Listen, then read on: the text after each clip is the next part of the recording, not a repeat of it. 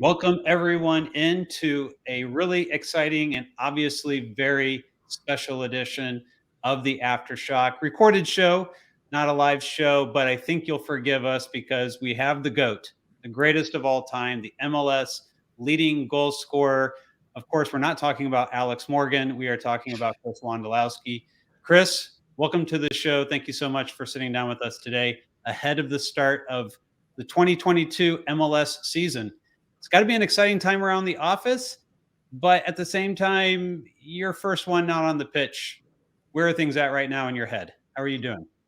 Yeah, doing okay. It's definitely different. It's pretty nice though to kind of get a peek behind the curtain and see how things are really done and how much work goes into making and creating the roster. And it's a lot of work, and so it's pretty cool to see that. And I'm excited though for this new chapter in my life, but also for this new season. I think it's going to be exciting times and expecting big things.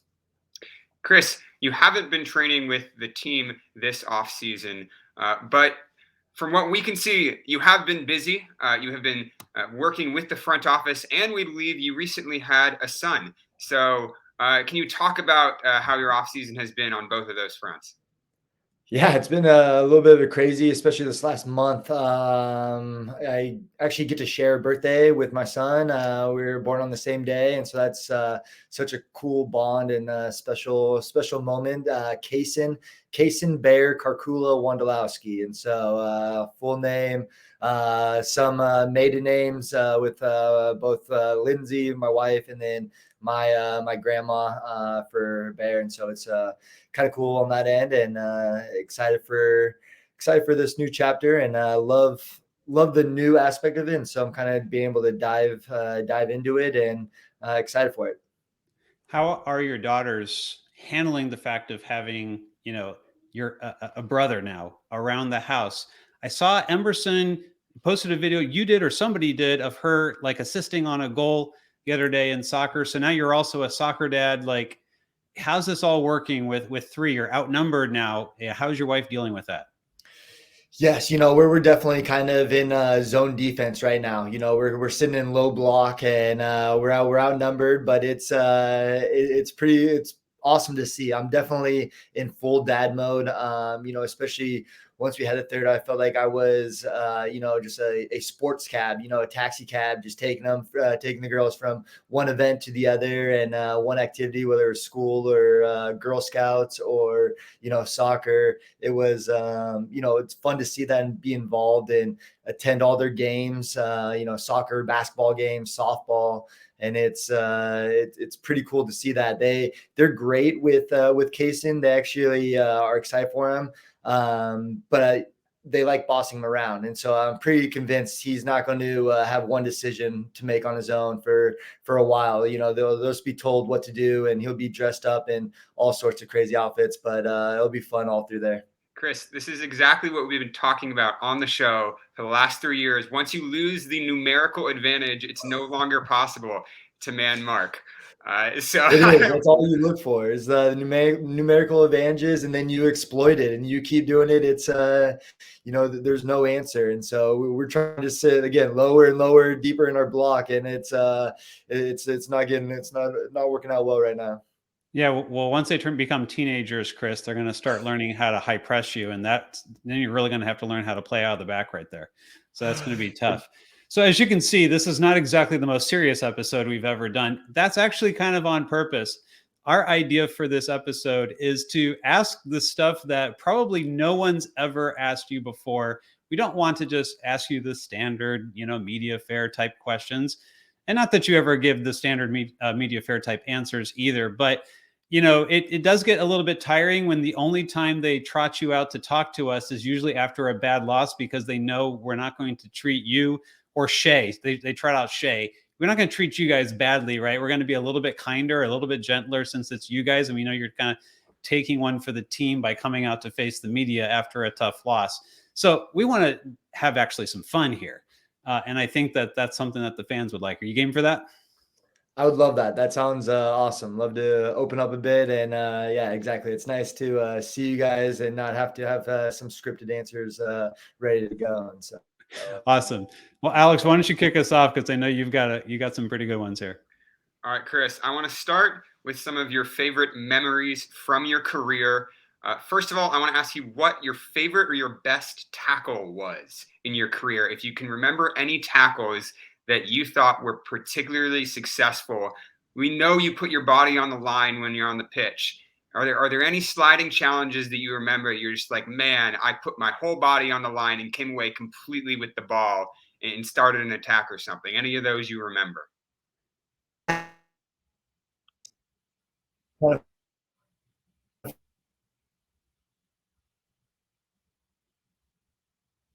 He is getting a little hung up there. Yeah, I think we're losing you a little bit, Chris. Oh, sorry, sorry, we got you back. Am I there? Go ahead. All right, you're back. Sorry, that's you're there. awesome. We're gonna blame Jed for this because you're in his office, so it's all his fault. Go ahead.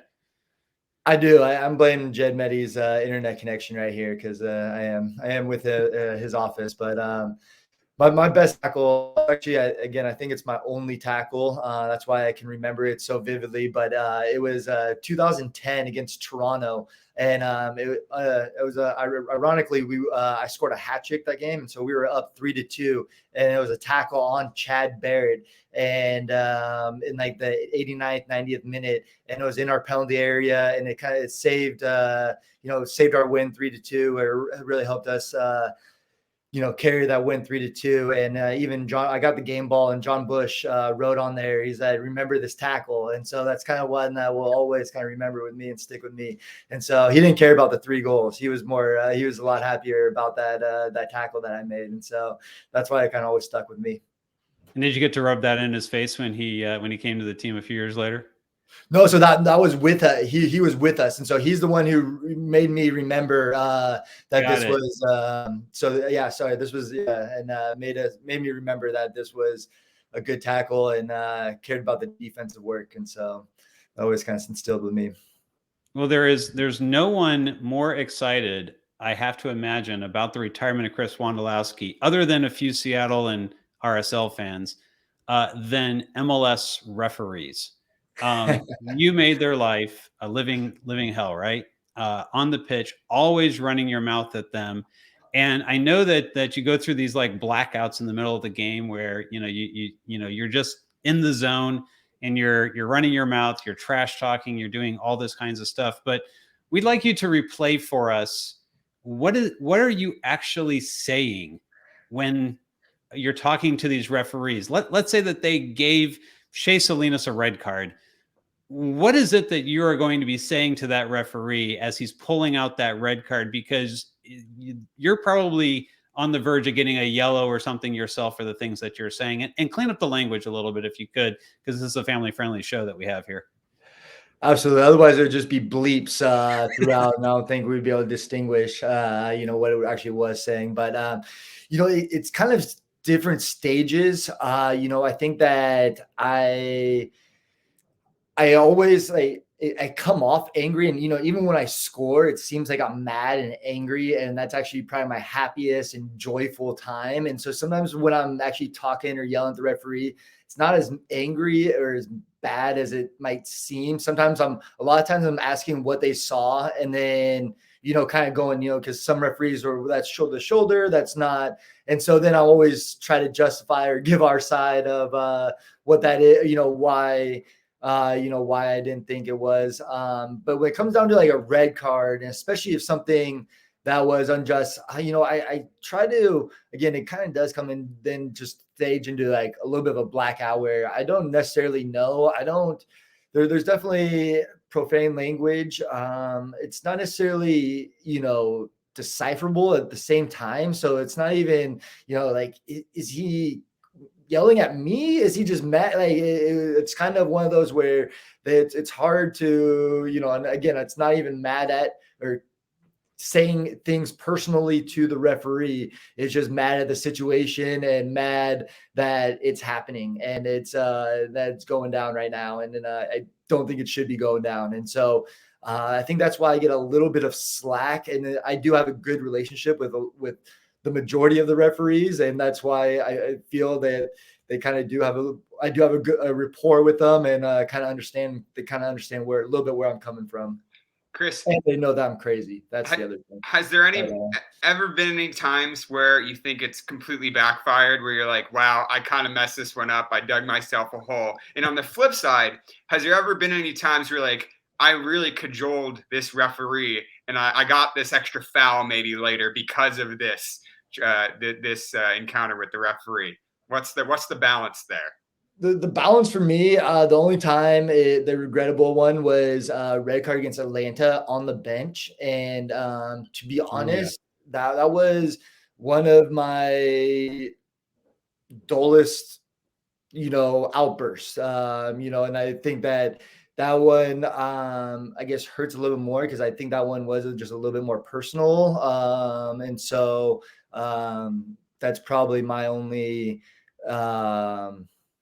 I guess, regret on that one. And obviously it cost us, it cost me to sit out the game, the next game. And so I think that's where the regret comes in. Other than that, I think that it did help in certain situations. There's a lot of times where I remember one game in Portland, just telling the referee about getting pulled. And then, just like watch sure he's like, well, I can't do anything unless the ball's there. And so I made sure to go there and make sure like when I was being pulled to like do a movement where I could like get my jersey almost off, and he just has my jersey. And so it was one of those where like I knew he was looking for it and then just do the action and it could work. And so that one like is the only one that just kind of stood out. But yeah. So I want to follow up on that Atlanta thing because had that red card not happened, we would never have had these lasting gifs, whichever word you prefer to use, and I don't want to favor one or the other today, of you with the ultras, shirt off, waving, stuff around. Like that would have never happened had you not gotten a red card that game. And I polled the fans and said, would you rather make the playoffs and have Wondo play? And I think it was against Philadelphia, if I remember right. Yeah. Have Wondo play against Philadelphia, or would you rather have these lasting gifts that you'll be able to use forever? And honestly, I think the fans actually preferred the gifts, believe it or not. So when you see those, do you ever remember like, oh, that happened because I got a red card and we lost that game against Philadelphia, and had we won that game against Philadelphia, we probably would have been in the playoffs. But hey, we have these gifts anyway. So like, where do you land on that? Yeah, that actually like bums me out even more as when I do see those. It's one of those where I understand that it may, and that was not my intent, and was not meaning for that to be, a gif. It was just one of those situations where it was kind of passion, and it was just unbridled, anxiousness, like that finally got to let loose from also the anger, not being out there with my team. So I think that was the part, it's just not even, playing or whatever, but just not being able to be out there, give my all with them. And so that one always like will haunt me for a bit. But yeah, I guess situations though arise from other situations, and you have to make the most of them. Absolutely, Chris. I want to stick briefly on the topic of trash talk just for a sec. And I want to pivot towards trash talk with other players. Have you ever dished any one-liners or zingers that you thought, man, this one really hit, this one landed, I'm making this guy upset? What's your best one-liners, Chris? Got him. Oh man, I'm not great with trash talking. I mean, I'm more of like the one like I love doing it and then rubbing it in after, just like staring them down. I love, the walk, like scoring a goal and then walking back and just like making eye contact, and 20 yards it could be, I'm not losing that. Just the biggest smile on my face and just trying to rub that in. I think that's the biggest one for me. I learned that one from a Lenhart. That was a Lenhart one, just to make sure just put salt in the wound when you really do give it to them. And so I was horrible at the one-liners. Again, it ends up being blackout stage where it's not even really making sense. And it's like, oh, that wasn't even good. I wish I could have that one back. I thought of something better later. But, I think that, that was probably my best, though. Speaking of Steven Lenhart, like he was pretty like hated player, at least from the fan perspective, in the league before he came to the Earthquake. So he had to be one of those players where you're like, man, I hate that guy. I don't want to play against that guy. But then when he's on your team, you're like, I'm glad we got him. Like, what was the experience like with guys like him and Gordon? Oh, definitely. You know, and especially Gordo down with LA and just having a couple battles. You know, it was always funny though. The memory that kind of sticks out is when Lenhart first came to the locker room. Jason Hernandez, I believe it was Jay Hernandez, got into it like the game, like the year before with him, like, you know, ready to fight. Like these two, I thought were about to really go down. And you know, and then they're in the locker room and it was just like, they're like, hey, we good? Yep, good. It's like, all right, we're gonna hug it out. And it was like, oh, we just became best friends. And it was like an instant thing. And it's kind of have that. And it's funny to see that just get incorporated in the locker rooms. Chris, I know that the situation in the locker room doesn't always have that level of camaraderie. I want to dig a little deeper here and ask, what are some of the biggest training ground bust-ups that you've ever witnessed in your career? Your career spanned over a decade, you know, you got to have seen some fisticuffs in there at some point. I've definitely seen some bit of fisticuffs. You know, it's a lot of like purse and handbags though, just getting thrown, and you know, a lot of stuff gets broken up before it actually takes place. But I mean, it was like they're definitely not fighting, but Lenny and Gordo would go after. Like they were just like two rams going at each other, where they were just like bash heads, and then like get up and like, all right, let's do it again, and then it would end up being a wrestling match. But actually, yeah, there's two that kind of pop out. Eddie Robinson and Ricardo Clark got into a little dust up in Houston. They're ready just off a tackle. But my favorite of all time, and so I have to give a little context up. My rookie year in the offseason, there was a indoor team, Stockton Cougars, and I played MISL. So I went on loan, a 5-game loan with them, and the coach was Troy Dyack. And so I'm at one of the practices. This is like before my first game, like probably third practice. And we're in practice in Turlock in the indoor arena. And a scuffle breaks out, like a fight breaks out there. But Troy goes to break it up. Like it gets kind of broken up. But the guy was still going after the guy that Troy was holding back. And so Troy and this guy get into it, and like they start going after it and wrestling, and they had to get broken up after that one. And so that one just always kind of stuck out and is my favorite one of telling, and just a Dyack story as well. And so that's what I always love about it. That's a great one. So you've had a lot of coaches over the years, and I didn't know that one of them was Troy Dyack, to be quite honest. But whether it was at the youth level or the professional level, I'm pretty sure none of them are going to watch this video, Chris. This is a safe space. You can tell us anything that you like. But what's the worst piece of tactical advice or advice in general that you've ever gotten from a coach, and it definitely turned out the wrong way? And in your mind, at least, you were like, I told you so. Oh man. I mean, the game evolved so much. And so at that time it was, you know, I remember just playing sweeper. And so, I mean, I don't know, there wasn't tactics aren't what they are now. You know, it was just more just go, you know, go and get back, go, get back. And, you know, you have to stay in your positions, but you know, you played outside mid or you played, you know, as marking backs. And so they followed the forwards. If there was two forwards, the marking backs would follow the forwards wherever they went. And so there's not one that really sticks out. You know, the only time it's like I told you is, you know, getting recruited. Division I, coach told me that I didn't have what it took to play Division I. Granted, I didn't. I played Division II, but later on, I get to say, yeah, I told you so. But that's my.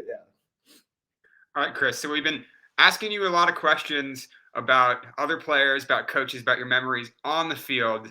But I want to give you the opportunity to turn the tables a little bit, because I know that we in the media are not perfect all the time either, and we make some mistakes too.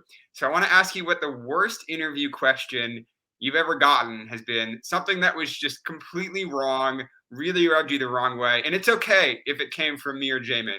We completely accept Probably came from me, responsibility. actually. Yeah, no. I mean, there's no, man, I'm gonna go through, but there's like always just the basic ones, you know. I mean, it's always tough because you have to keep it short and stuff, but especially like after a loss, you know, it could be a really bad loss and, you know, lost 4-0. And so, you know, what are your thoughts? And I'm just like, I mean, I can't go in right now, like, but that's, I mean, there, you know, just like some of those where you know, I need to be like more directed, I guess. Like, I wish they were. I remember getting asked, like, why do you, like, if you're taking there, I was next to, it was Bobby Convey, and so he was right next to me in the locker, and they asked, you know, so asking Bobby, he was taking the corner, and so like, when do you decide if it's a in swinger or out swinger? Like, is it when you raise your right hand or is it when you go two hands? And you know, it was one of those where I was like, oh man, like he didn't even answer it. And so it was like one of those like dual ones. And so I like kind of started chuckling. They kind of like turned, yeah, it was just like, well, it's, you know, and I started explaining it. I was like, well, it's when it's, you know, you take it right foot and it curls in or versus curls outside. And so it's not necessarily a message. And they're like writing it down. And I was like, okay, well, that's it. There are definitely times where I'm like, okay, I think he's just trying to make the interviewer feel okay about that particular question. Yeah. Now, Alex, do you remember the first question that you got to ask Chris, like in the locker room or anything like that? Because I remember mine, and I think it's worth replaying a little bit. Do you remember? This is off the cuff. We did not plan this at all. I don't remember mine, but I do remember asking you at one point, Chris, one really stupid question. And I realized afterwards that it was really stupid. And I think you knew it was really stupid. This was like back in 2016. And you had gotten like a yellow card for trash talking. And I think I asked you about the situation. And I was like in those moments, like what's going through your head? How do you rein it in? And you were just like, man, I black out in those moments. So that one does stick out in my mind, Chris. The first time I got to access to the locker room, got to ask Chris a question, and this is 2019, so it's the first. I think it's one of the first couple games. You know, Matias Almeida was the coach, and you remember, Chris, that was a rough start to the season. I think, if I remember right, you guys lost, you know, a few games straight there at the beginning, and you know, Matias had said something about the game plan being crosses needed to be, you know, on the ground. Like Matias is a kind of a ground crosser type coach strategically, and there's only one ground cross in the game, and it was to you, Chris, and you I think scuffed the shot or something like that on it. So I asked you, you know, how come the crosses were not on the ground like Matias asked for it in the game? And he's like, well, no, you're right, they weren't, and the only one that was, I missed it. So, you know, it was basically like, yeah, thanks for asking that question, Damon. I appreciate that. And at the time, you were like, I don't know who this Yahoo is. You know, someone get him out of the locker room, I'm sure.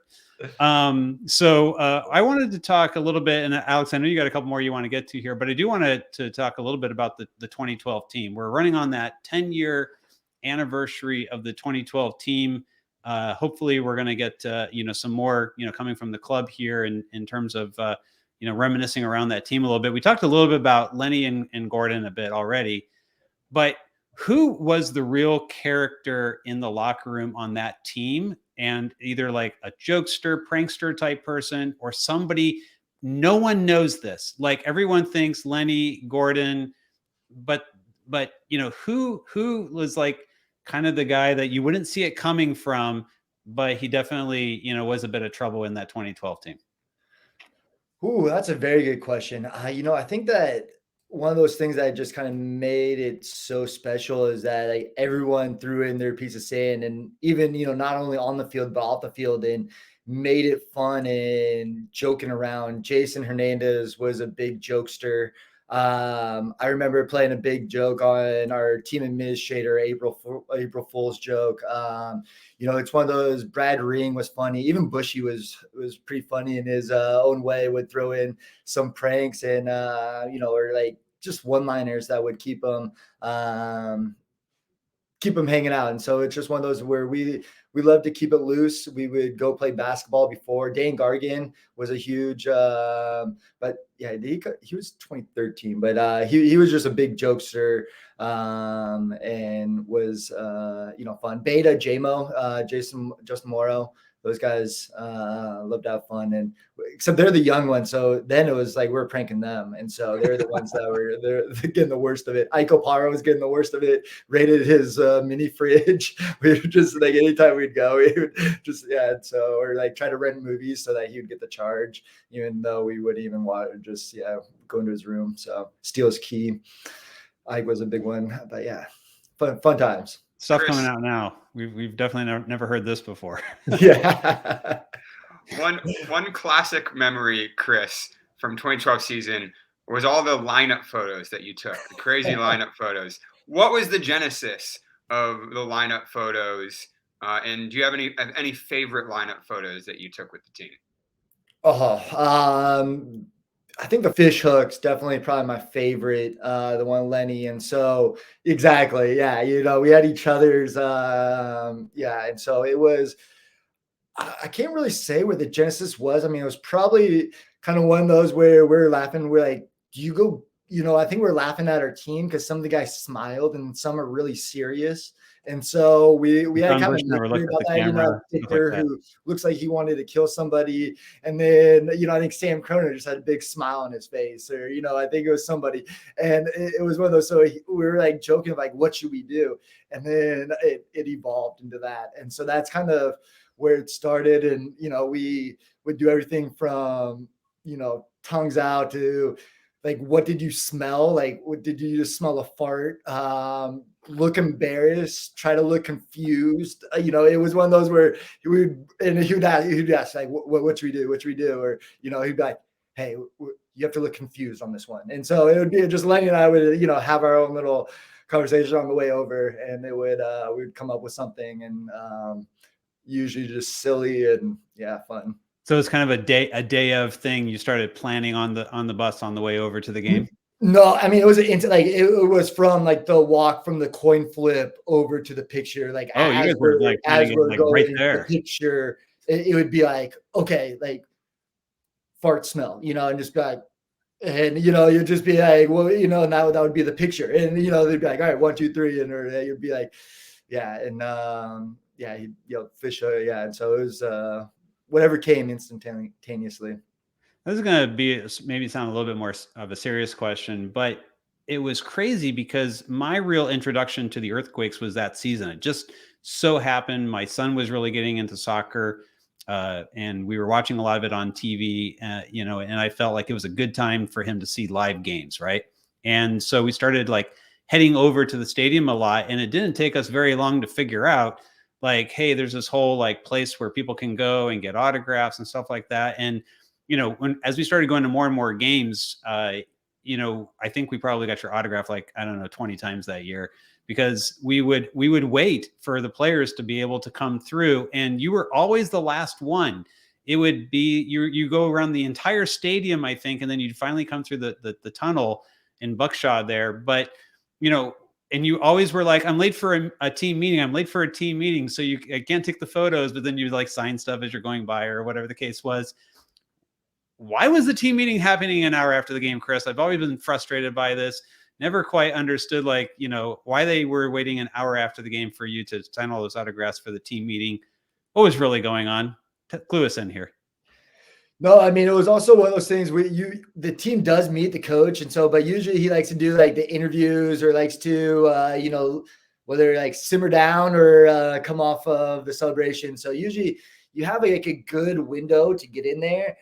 Frank was a lot more lenient. And so Frank was pretty chill, and like you didn't really know as well. And so that's why it was like I was trying to hurry, but also how to use that where to not take pictures. Because if I took pictures, I would still be there for one night, like with everyone. And then especially then with the cameras, and it would be like a blurry picture, and then they would ask to redo it. And people weren't as camera savvy where they could just put them now. It was like one picture took about 10 minutes. And so it was one of those where it kind of helped me, keep in mind. And I loved doing it. It was the guys called it, it was a gift and a curse because I loved, having those interactions and being able to give back to the fans. And a lot of the guys did. Some of the guys didn't, it made it's awkward when you don't want to interact and you're that close and that, accessible. And so it was one of those things that was kind of hard to balance. But the hardest one to get was John Bush because he had the gloves on, right?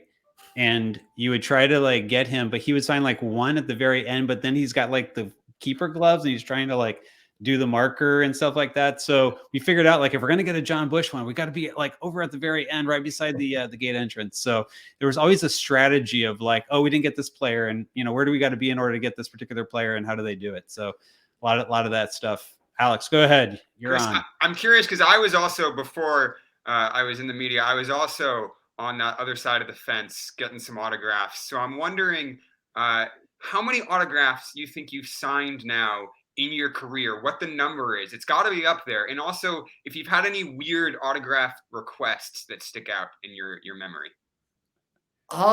Yes. I think that, I've signed so many autographs. It'd be hard to count because it's also some appearances and things of that nature where you get a nice 250 to 500 just in a nice hour or two. And, that's kind of crazy and, interesting. And your arm definitely feels it's more my cheeks. Like I said, for the smiling, that's actually the part that sort of people ask, oh, does your arm or your finger? No, it's actually, the cheeks and the jaws, but, is sore the next day. But side note there, but it was I enjoyed it. It was one of those where I liked having the interactions with the fans. Probably the weirdest, is always just some random things. I've signed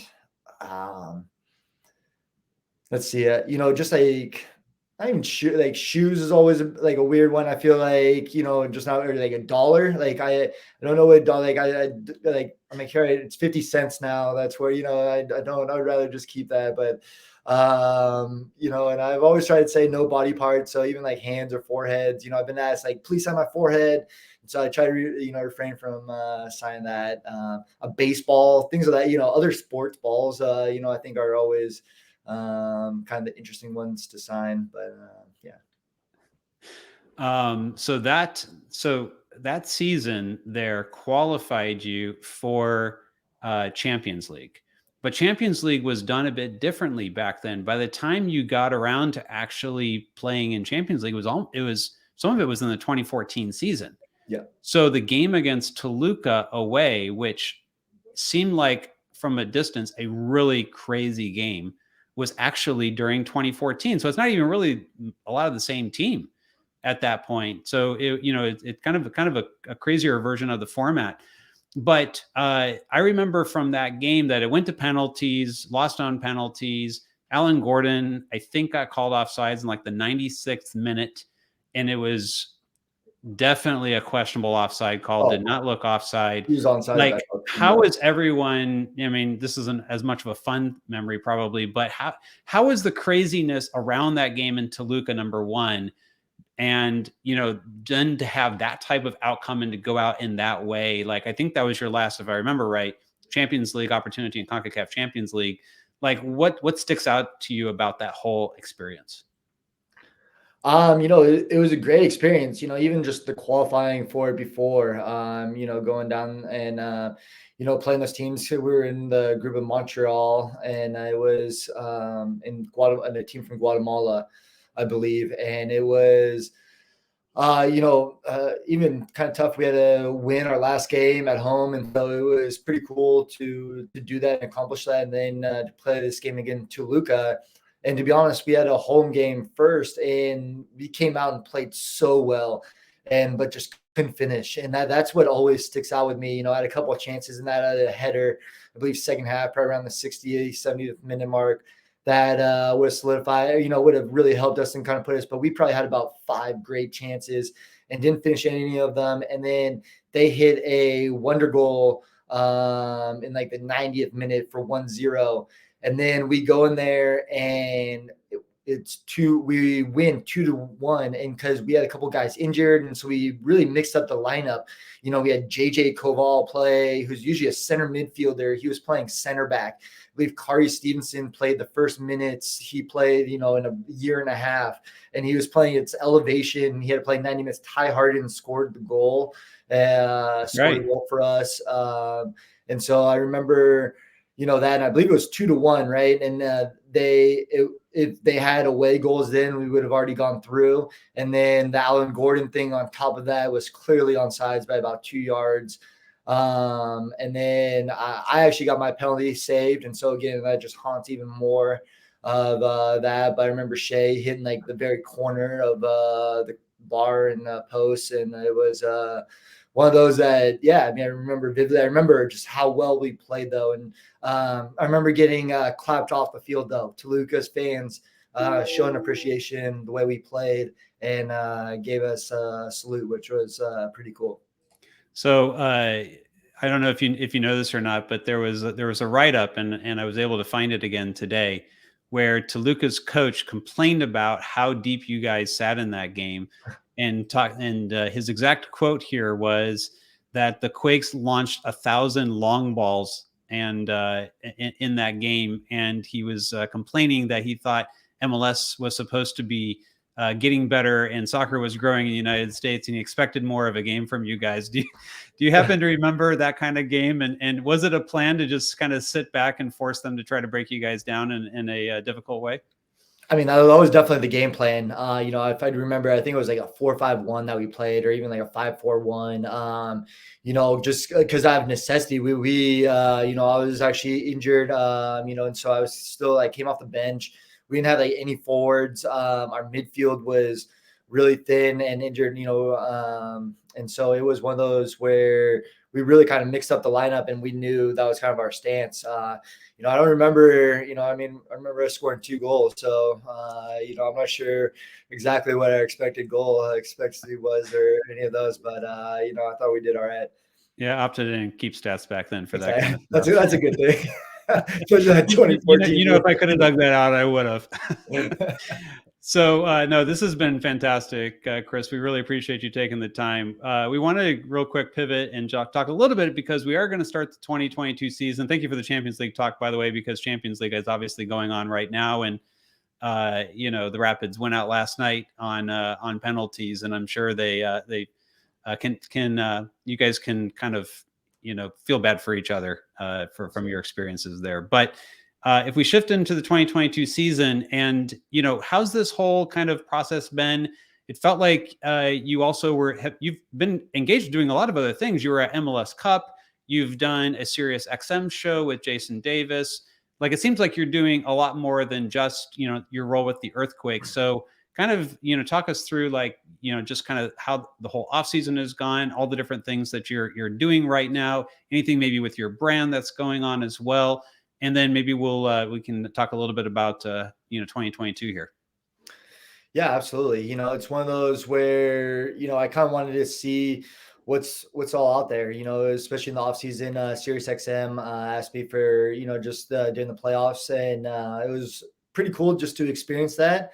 It was one of those where, and they got to go to MLS Cup and do kind of the broadcasting from the field, and, kind of give my perspective on the game and get called down. And so that was one of those cool experiences. It's definitely one where, I don't think I want to, or if I did, I didn't realize how in depth it is. It's one of those where you have to be all in for that, and, not only take classes, but, it's a full-time job, and one of those situations where, you have to be extremely dedicated, and, more power to you guys and everyone who does it. It was just pretty cool to get a glimpse of all that. And so, now it's why it was just kind of more of a fun thing. And now, with the Earthquakes kind of being able to settle down, also, I appreciate that they've been able to let me kind of identify the role and the amount of where I want to kind of go about. And, I think that I'm really trying to,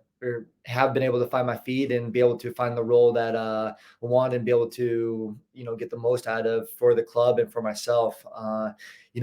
I do Wondo soccer that want to start, really kind of getting off the ground, and especially with starting with striker camps and things of that nature, and working with different clubs, and but also I love that 12 to 18 range, and just working with the kids that are just around the area, and so it's one of those where slowly but surely one of these ideas will continue to grow. Well, Chris, if you have any Wondo soccer hats, we'd be more than happy to rep them on the show. By the way, Quakes Epicenter doesn't have a clothing line these days, so if you want to like talk deals, you want to do some sort of exclusive, we're happy to have that conversation. I must warn you though, Jamin runs a tough bargain. So all right. You guys are always fast forward, so I'm all for it, and definitely send you some Wondo hats. But it's one of those where it was kind of just a fun thing, and have a few of those, and it's been fun. Absolutely. Now I want to ask you, this Saturday is the home opener for San Jose. What are your watch plans? Are you going shirtless with the Ultras again? Are you staying more low key? What's the vibe for this Saturday? Yeah, a bit low key. I'm gonna stay. Definitely shirt on, especially off season. Dad bod's coming in full effect, and so it's I will definitely be a little bit more low key. The passion and fire will still be there, but I think that I'll be all over the stadium. Definitely doing I'm doing a meet and greet the day of. Before the game, and we'll be out there and be involved and watching the game, and be walking around. I know Emerson is dying to go as well. She's I think the Quakes #1 fan right now. She's all into it, and so it'll be fun to take her and sit with her as well. And tonight, a town hall, I believe, with some of the season ticket holders. Anything you want to mention about that? Yes, yeah, no, town hall today, I believe at 6:00 or 6:15, and so it should be exciting. Come ask questions, come see what's up, see what the, just kind of give an idea of what we're working on and the things that's going on in the front office. I think all of us are so excited for this season and excited for what Matthias and the guys have doing. I know that it's been a lot of hard work, and but the guys seem ready. I'm really curious, just quickly, Chris, what you think about some of the tactical changes that have been happening over the off season. We've been seeing 3 at the back, 3-5-2, Jackson Ewell at center back. As someone who's been a part of this team for the last 3 years, how do you think a 3-5-2 could suit this team? And, in what ways do you think it'll be an adjustment that might be difficult?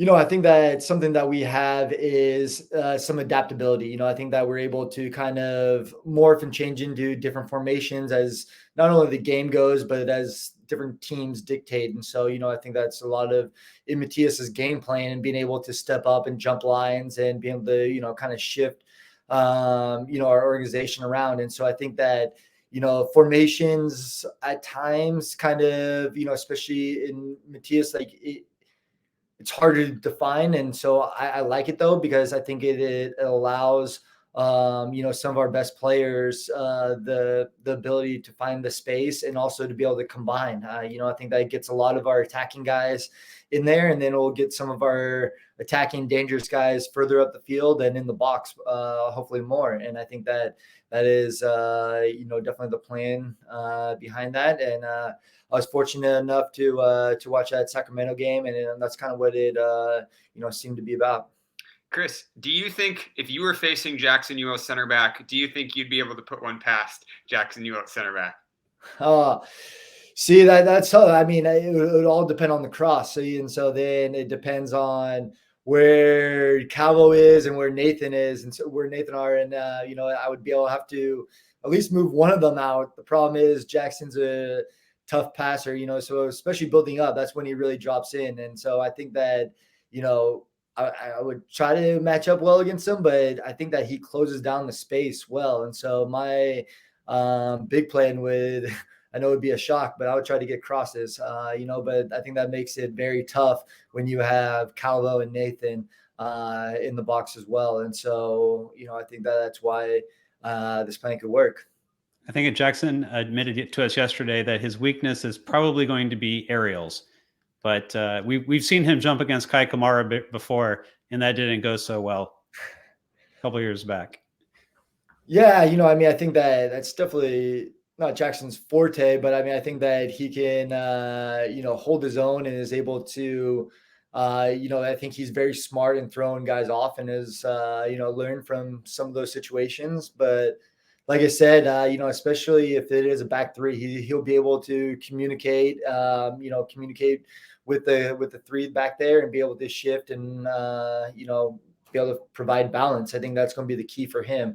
He's very good at attacking the ball. And so it's going to be one of those situations if we can apply pressure on the cross, but also have that good shape, and marked in the box. Well, Chris, we really appreciate this. Thank you for taking the time for the fans here. If you are not a patron, make sure that you become one. Patrons will get early access to this episode as well as other content that is going to be coming their way, both from written articles as well as some of the videos as well. Chris, again, thank you so much for joining us today. Hopefully we can do it again sometime. And it was a bit of fun to not get the usual types of questions from the media for a change. Absolutely. I enjoyed it. And I like these types of questions. They're a lot more fun and engaging. So I like them. All right. Hopefully we'll see you at PayPal Park on Saturday. Thanks again for joining us. Have a good rest of your day. Thank you, guys.